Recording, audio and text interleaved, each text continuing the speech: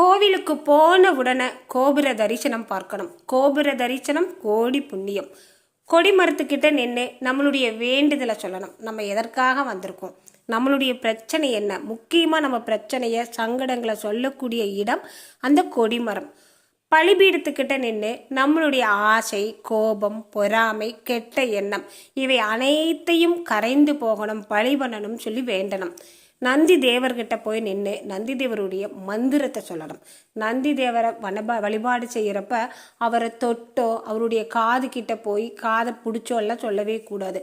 தள்ளி நின்று நம்ம அவரை தொந்தரவு பண்ணாமல் தான் வழிபாடு செய்யணும். நந்தி தேவர் அப்படிங்கிறவர் அவர் ஒரு சிறந்த சிவபக்தர். எப்போவுமே சிவனுடைய நாமத்தவே சொல்லிக்கிட்டு இருக்கிறவர். அவர்கிட்ட போய் ஓம் நந்தீஸ்வராய நம, ஓம் நமச்சிவாய நம என்ற மந்திரத்தை மட்டும் சொல்லி 3 முறை 5 முறை சொல்லி வழிபாடு செஞ்சுட்டு வந்தீங்கன்னா